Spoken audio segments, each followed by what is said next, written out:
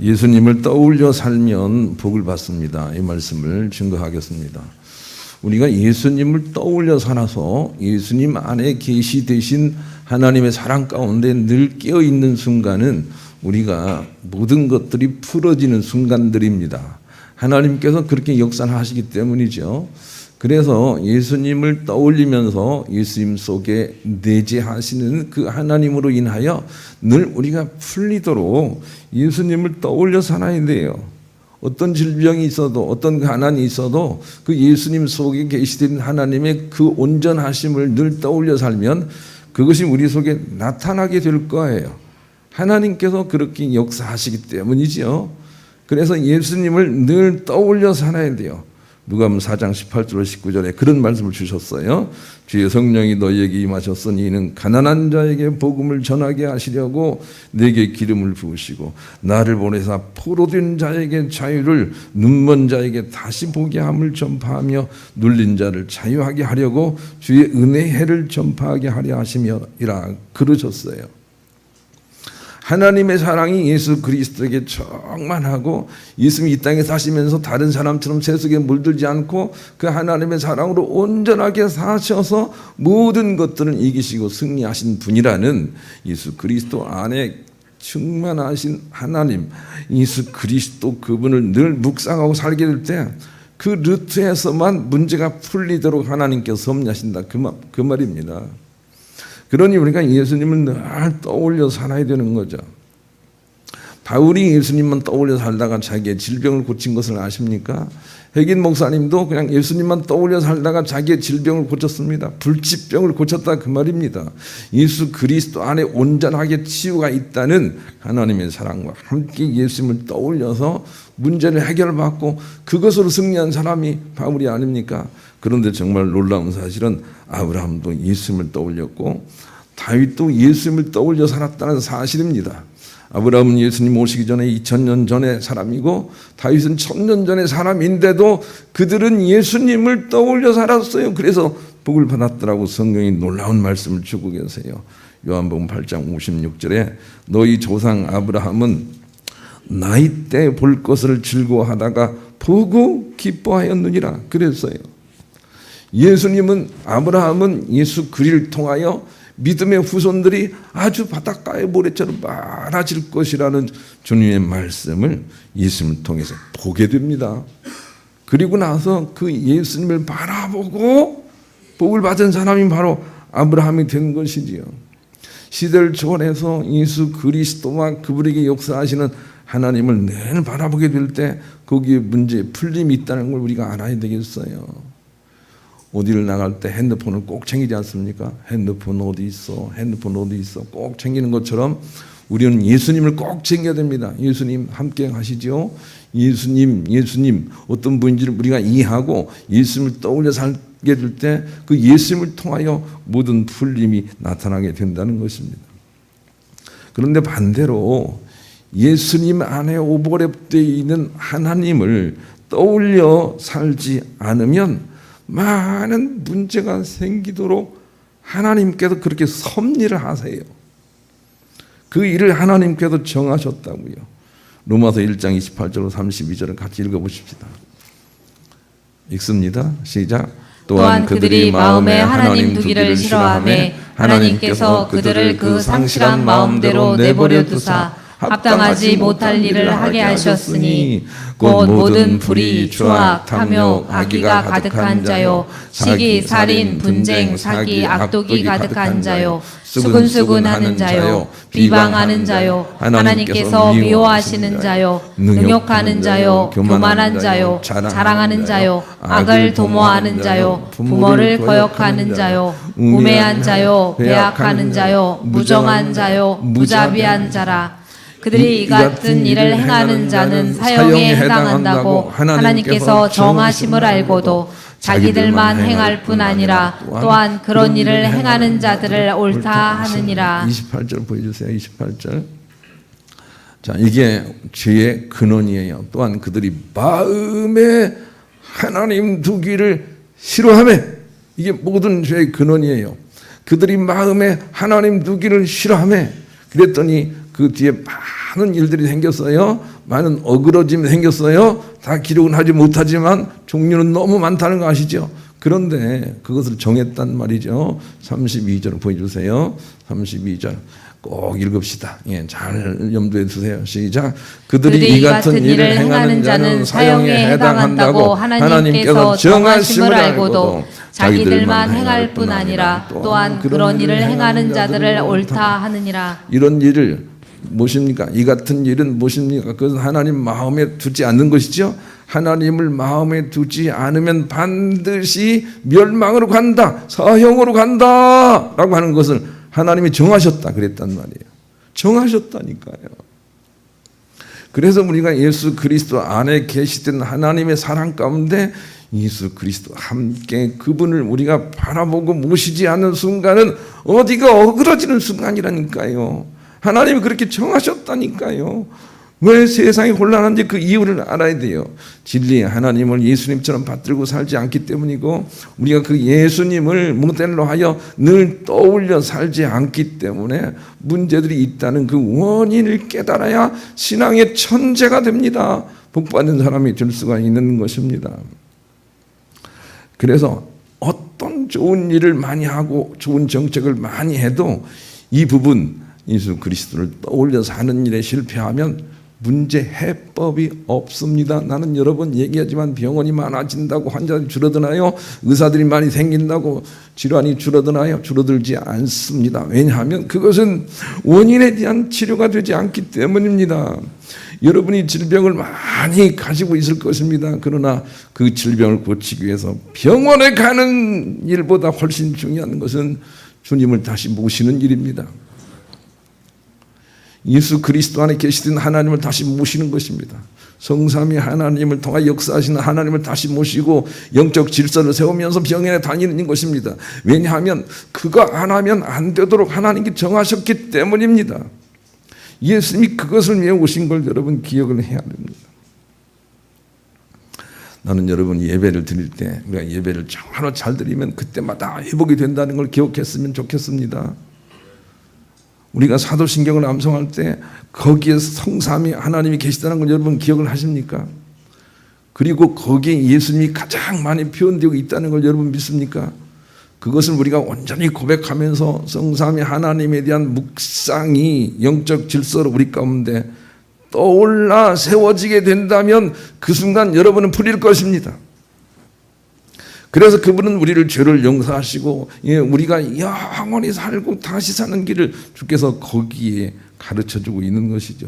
사도신경을 함부로 암송하지 말기를 바랍니다. 주기도도 마찬가지입니다. 똑같은 내용을 우리에게 가르쳐주고 있습니다. 우리가 예수님을 다시 떠올려 살기 시작할 때 비로소 모든 문제가 풀립니다. 골로새서 3장 1절로 4절 거기에 감춰져 있어요. 한번 읽읍시다. 시작. 그러므로 너희가 그리스도와 함께 다시 살리심을 받았으면 위의 것을 찾으라. 거기는 그리스도께서 하나님 우편에 앉아 계시느니라. 위의 것을 생각하고 땅의 것을 생각하지 말라. 이는 너희가 죽었고 너희 생명이 그리스도와 함께 하나님 안에 감추어졌습니다. 우리 생명이신 그리스도께서 나타나실 그때 너희도 그와 함께 영광 중에 나타나리라. 그래서 늘 위를 쳐다봐야 돼요. 거기에 보니까 예수 그리스도 안에 그리스도와 함께 우리가 하나님 안에 모든 생명이 감춰져 있다는 것을 예수님이 우리 가운데 보여주시는 것이죠. 그래서 그 예수님을 늘 떠올리고 살아야 돼요. 다시 얘기하면 성삼위 하나님을 늘 떠올리고 살아야 돼요. 그래야 우리가 승리할 수 있어요.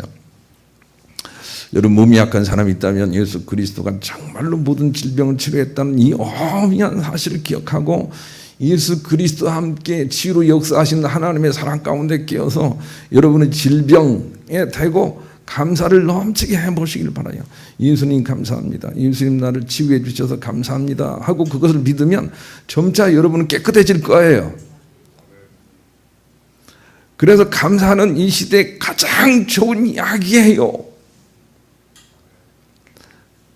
주님 감사합니다. 주님 나를 치유해 주셔서 감사합니다 하고 나은 사람이 혜긴이에요. 주님 은혜 감사합니다 하고 나은 사람이 바울이에요. 여러분이 가난한 사람이 있다면 주님이 가난을 풀어서 우리를 부유케 하시려고 십자가를 지시고 승리하셨기 때문에 주님의 부유를 떠올려 예수 그리스도의 안에 계신 하나님의 그 부유하심을 떠올려 가난을 향하여 주님 부유를 감사합니다 라고 자꾸 선포하게 될 때 그것이 가난을 몰아내고 주의 승리가 이루어지게 하는 것이지요. 그래서 감사를 넘치게 해야 돼요. 그래야 그 문제로부터 우리가 빠져나올 수가 있는 것이죠. 우리는 우선 우리가 어둠 속에 살고 있다는 것을 인식을 해야 합니다. 본문을 한번 읽어보십시다. 우리가 어둠 속에 살고 있습니다. 읽어보십시다. 시작. 예수께서 또 말씀하여 이르시되 나는 세상의 빛이니 나를 따르는 자는 어둠에 다니지 아니하고 생명의 빛을 얻으리라. 그래서 우리가 어둠을 통하여 살고 있다는 것을 인식하는 게 정말 중요합니다. 크리슈나 모리트나 인도의 성자는 이렇게 자기의 어둠을 인식했습니다. 어떤 사람이 나에게 욕을 할 때 내 마음속에서 무엇인가 이렇게 올라오는 것을 통해서 나는 어둠이구나 이렇게 인식을 할 수 있다 그랬어요. 여러분 어둠 인식할 수 있겠죠? 어떤 사람이 여러분을 애매하게 괴롭힌다 싶으면 여기에 뭐가 일어나지 않습니까? 그것이 어둠이라는 거예요. 자기가 어둠 속에 있다는 걸 인식하는 게 중요합니다. 그런데 그만 그런 것이 아니라 요한도 어둠을 그렇게 인식을 했더라고요. 우리도 그렇게 인식할 수 있어야 돼요. 요한일서 2장 9절로 10절을 같이 읽어보십시다. 시작. 빛 가운데 있다 하면서 그 형제를 미워하는 자는 지금까지 어둠에 있는 자요 그의 형제를 사랑하는 자는 빛 가운데 거하여 자기 속에 거리낌이 없으나. 그 다음에 9절이 11절에 반복되어 있어요. 즉 우리가 형제를 미워하는 것이 이 속에 있다면 내가 어둠에 있다는 거예요. 여러분은 빛이에요, 어둠이에요? 여러분은 어둠 가운데 살고 있어요, 빛 가운데 살고 있어요? 여러분이 지금 어둠 가운데 살고 있다는 인식을 해야 돼요. 자꾸 뭐가 올라오는 거예요. 자꾸 뭐가 올라와요. 예, 그렇지 않나요? 이것은 어둠이라는 거예요. 내가 어둠 가운데 있구나 라고 하는 인식이 우리 가운데 우선 필요합니다. 그러나 예수님은 그 올라오시는 게 없었다는 거예요. 예수님만이 그 올라오는 게 없었다는 거예요. 그런 의미에서 예수님이 우리 가운데 모델로 떠올라야 된다 그런 말입니다. 요한복음 1장 9절로 13절을 같이 읽어보십시다. 우리가 이미 배웠어요. 참빛 시작. 참빛고 세상에 와서 각 사람에게 비추는 빛이 있었나니 그가 세상에 계셨으며 세상은 그로 말미암아 지은 바 되었으되 세상이 그를 알지 못하고 자기 생에 오매 자기 백성이 영접하지 아니하였으나 영접하는 자 곧 그 이름을 믿는 자들에게는 하나님의 자녀가 되는 권세를 주셨으니 이는 혈통으로나 육정으로나 사람의 뜻으로 나지 아니하고 오직 하나님께로부터 난 자들이니라. 그랬어요. 예수님이 참빛이다. 참빛이 이 땅에 왔지만 사람들은 몰랐다 그 말입니다. 예수님을 십자가에 못 박으려고 침을 뱉고 가시면류관을 씌우고 막 갈대로 조롱을 하고 해도 예수님은 올라오는 게 없으셨다는 걸 사람들이 모르는 거예요. 예수님도 다 똑같다고 생각을 하는 거예요. 예수님은 올라오는 게 없으셨다. 오로지 하나님으로 충만하신 빛이셨다. 이것을 아는 게 중요합니다. 다시요. 우리는 어둠이다. 이해가 되십니까? 우리는 어둠이다. 예. 그 어둠을 발견하는 게 중요해요. 나는 자꾸만 올라오는 게 있잖아요. 예, 이게 있잖아요. 그런데 예수님은 그게 없은 빛이시다. 차이를 아시겠는지요? 그리고 그 예수님 속에 내주하시는 하나님과 함께 성령님과 함께 삼위일체 하나님을 늘 떠올리며 우리가 그분을 주인으로 고백하고 예수님 감사합니다 하는 의미의 진정성을 알고 감사를 넘치게 할 때 그 예수 그리스도의 승리가 우리의 삶에도 나타난단 말입니다. 우리가 예수를 믿는 이유와 이치와 원리를 우리가 알아야 됩니다. 그래서 예수님을 자꾸 떠올리게 돼요. 예수님은 어둠이 없으신 분이시다 하는 걸 알아야 해요. 사람들이 그걸 몰랐어요. 예수님은 어둠이 없으신 분이다. 그리고 예수님을 자꾸 떠올려서 예수님 어둠 있는 나를 불쌍히 여겨주세요. 어둠 있는 이 세계를 불쌍히 여겨주세요 라고 하면서 예수님께 감사함으로 깨어있게 될 때 그 예수 그리스도의 나라가 우리 가운데 임하여 회복이 된다 그 말입니다. 여러분 힘들고 어려울 때는 자기를 공감해주고 이쁜 사람을 늘 떠올려서 살면 늘 기분이 좋아지지 않습니까? 좀 그냥 기분 나쁜 사람만 늘 떠올리고 사는 사람은 건강할 수가 없어요. 늘 좋은 사람 떠올리고 살아야 돼요. 세상에 좋은 일도 많잖아요. 좋은 일을 자꾸 떠올리고 살면 내가 어느 순간 그 좋은 것들이 나를 이렇게 다스려서 내가 이렇게 좋아지는 것처럼 빛 대신 예수님을 떠올려 바라보고 살아야 내가 밝아진다 그 말입니다. 빛 대신 예수님을 떠올리고 살아야만 내가 어둠으로부터 빠져나온다 그 말입니다. 그러려고 예수님이 이 땅에 오셨다 그 말입니다. 근데 예수님 떠올리지 않고는 아무것도 하지 않는 우리 인생이 돼야 돼요. 예수님 안에 계시하시는 하나님의 사랑에 늘 끼어서 예배드리고 여러분이 살아가면 정말 놀라운 일을 경험하게 될 거예요. 모든 것들이 부러지는 걸 경험하게 될 거예요. 그런 은혜를 주셨는데 우리가 함부로 예배할 수는 없는 것이죠. 우리 그런 마음으로 복음성 570장 1절을 부르겠습니다. 그러기 위해서 첫째로 예수님을 붙잡아 살아내야 한다는 것이죠. 어제도 제가 형제들 만나러 장거리 운전을 했는데 이 앞차를 따라 늘 붙어 살아가는 게 너무 어렵습니다. 조금만 방심하면 금세 다른 차가 끼어들지 않습니까? 그와 같습니다. 우리가 예수님을 따르는 것이 얼마나 힘든지를 알아야 되겠어요. 예수님을 붙쫓아야 돼요. 바짝 붙쫓아야 돼요. 다른 것들이 예수님과 우리 사이에 끼어들지 않도록 살아야 된다 그 말입니다.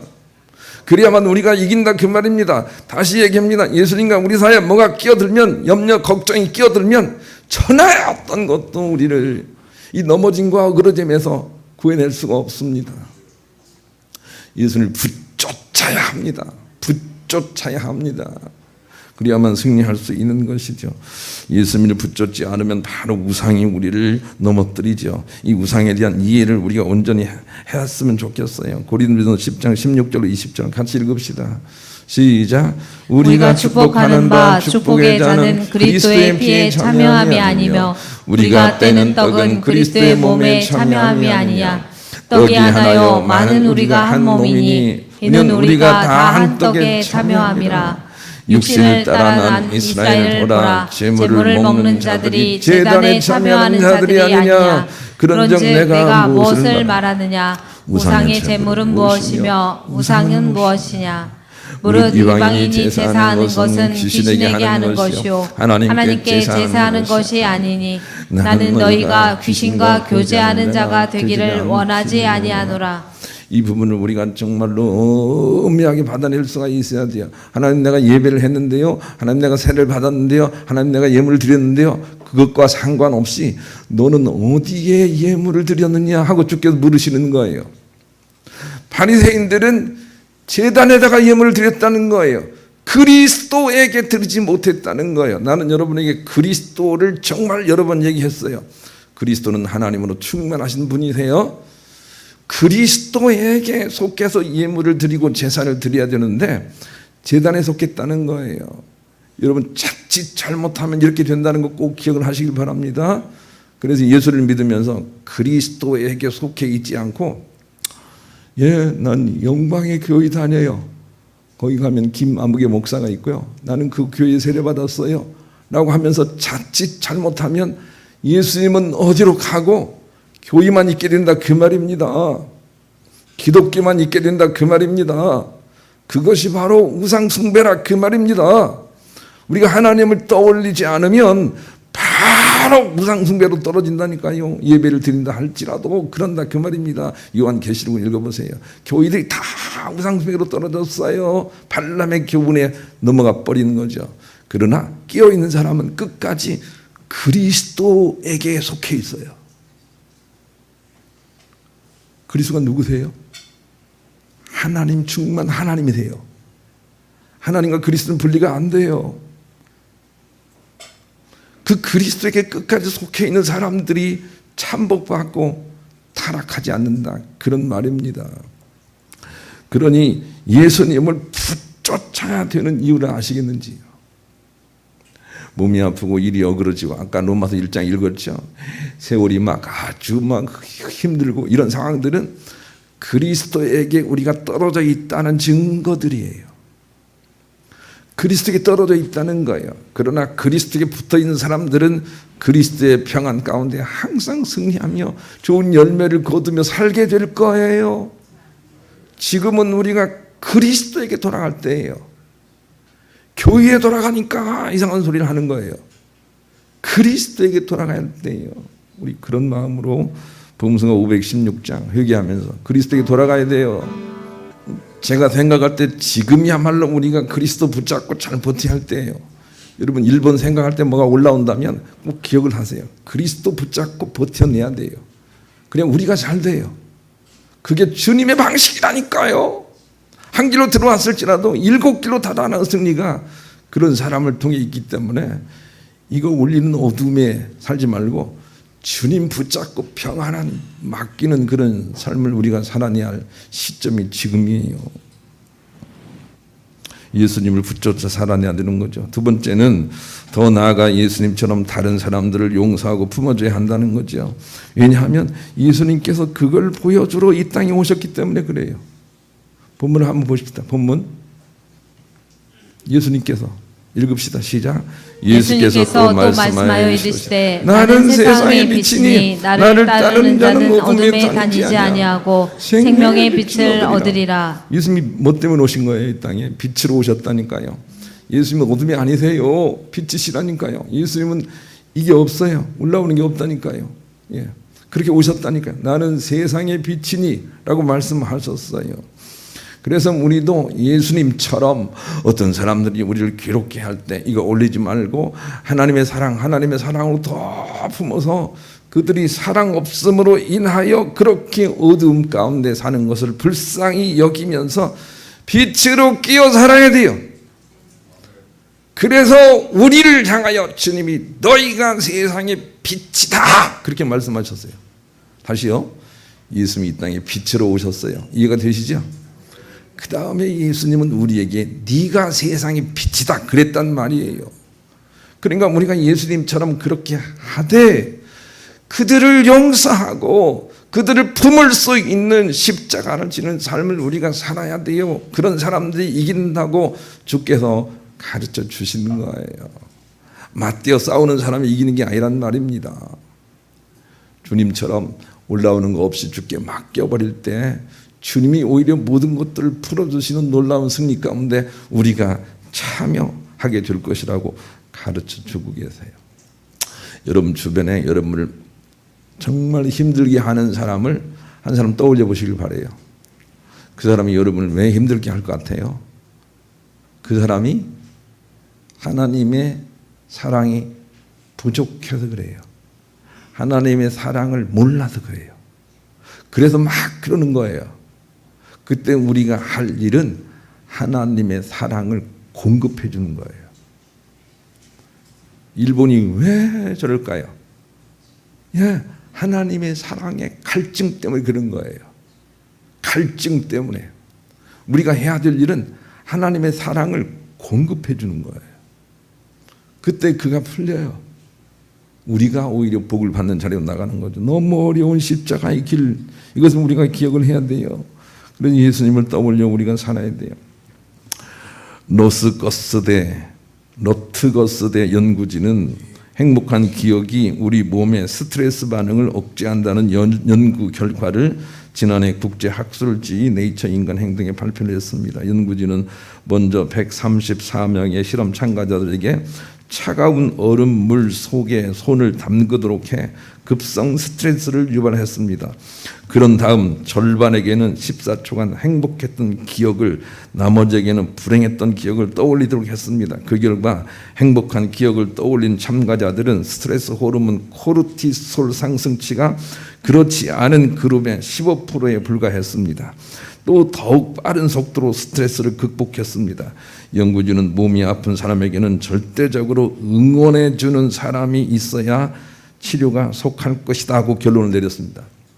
좀 어려운 얘기인데 잘 들어보세요. 어떤 사람이 아프다면 주변에 있는 사람들이 평안한 마음으로 붙잡아 줘야 돼요. 그래야 그가 나아요. 그것이 가장 효과가 있어요. 여러분 주변에 아픈 사람이 있으면 사랑이 부족하구나라고 생각하고 훨씬 더 평안한 마음으로 붙잡아 줄 때 그가 낫는다 그 말입니다. 그런데 인간이 그걸 너무 못하니까 예수님께서 이 땅에 오셔서 내가 너를 붙잡아 주마 하시면서 나를 붙잡으라 그렇게 말씀하셨다 그 말인 거지요. 내가 너를 끝까지 품마, 내가 너를 끝까지 품마, 난 그리스도다 라고 하시면서 주님을 붙잡으라는 거예요. 그리고 끝까지 주님을 나를 사랑하신다는 걸 기억을 하고 그분을 의지하고 날 감사함으로 깨어있게 될 때 네 병도 고침받을 것이다, 네 문제도 고침받을 것이다. 이게 하나님의 계획이에요. 예수님의 작전이라 그 말입니다. 그러니 우리가 예수님을 떠올려, 그리스도 예수님을 떠올려 항상 거기에 감사하면 돼요. 하나님 건강 주심을 감사합니다. 말로만 하지 말고요. 예수님을 떠올려서 하나님 건강 주심을 감사합니다. 하나님 우리에게 평화 주셔서 감사합니다. 주님이 주셨잖아요. 우리에게 또 죄사함 주셔서 감사합니다 라고 하게 될 때 우리의 죄짐을 드러낼 수가 있어요. 감사를 넘치게 하되 어디에 감사를 해야 되는지를 알라는 거예요. 어디에? 본문을 다시 한번 읽읍시다. 12절 시작. 예수께서 또 말씀하여 이르시되 나는 세상의 빛이니 나를 따르는 자는 어둠에 다니지 아니하고 생명의 빛을 얻으리라. 거기에 감사를 하라는 거예요. 예수님 감사합니다 라고 자꾸 한 입술 가지게 될 때 풀어진다고 주께서 말씀을 하시는 것이죠. 하나님은 항상 우리를 사랑하십니다. 이 시선을 발견해야 됩니다. 요한이 이 시선을 발견하고 나서 크게 승리했습니다. 요한복음 1장, 요한 1서 1장 5절 같이 읽읍시다. 이 시선을 발견해야 돼요. 시작. 우리가 그에게서 듣고 너희에게 전하는 소식은 이것이니 곧 하나님은 빛이시라. 그에게는 어둠이 조금도 없으시다는 것이니라. 이 빛을 우리가 발견해야 돼요. 하나님이 나를 미워하시는 분이 아니세요. 하나님은 그냥 사랑 한 마음만 가지고 계신 분이라는 걸 발견해야 그래야 우리가 요한처럼 승리할 수 있는 것이죠. 그리고 이 시선만 가지고 살아서 승리하신 분이 바로 예수님이시라는 걸 믿어야 됩니다. 로마서 5장 19절 같이 읽어보십시다. 로마서 5장 19절 시작. 한 사람이 순종하지 아니함으로 많은 사람이 죄인이 된 것 같이 한 사람이 순종하심으로 많은 사람이 의인이 되리라. 앞에 한 사람은 누구예요? 아담. 뒤에 한 사람은 누구예요? 예수님은 그냥 그 마음 가지고 승리하신 역사 이래로 유일하신 분이세요. 그 예수님 믿어야 돼요. 어떤 예수를 믿느냐가 중요하다니까요. 그 예수님 오로지 하나님으로 충만하고 여기 올리는 게 하나도 없으신, 올리는 게 없으신, 어둠이 없으신 빛인 하나님을 믿게 될 때, 예수님 믿게 될 때 거기에서 생명의 빛이 나온다 그랬단 말이에요. 예수님 바로 믿으면 정말로 우리가 복을 받는 거죠. 그래서 예수님을 떠올려 진정성 있게 바라보며 늘 감사해야 돼요. 예수님 감사합니다 하고 그 예수님을 떠올려 감사하면 다 문제가 풀어지도록 주께서 하신단 말이에요. 예수님 감사합니다. 치유가 급한 사람은 치유하신 예수님을 떠올리고 예수님 감사합니다 할 때 그 예수님의 치유가 쫙 들어온단 말이에요. 네. 가난한 사람이 있어도 아이고 나는 가난해 이게 아니고요. 주님의 부유가 예수님 안에 있구나. 예수님 감사합니다 라고 할 때 부유가 쏙 들어온다니까요. 그게 우리가 할 일이에요. 그래서 우리의 죽을 몸도 살리시리라 이게 말씀하시는 것이죠. 예수님을 바로 떠올리고 빛이신 예수님께 감사를 넘치게 하심으로 여러분도 밝아지시고 모든 회복을 얻으시는 복된 여러분 될 수 있기를 우리 주님의 이름으로 간절히 축원합니다.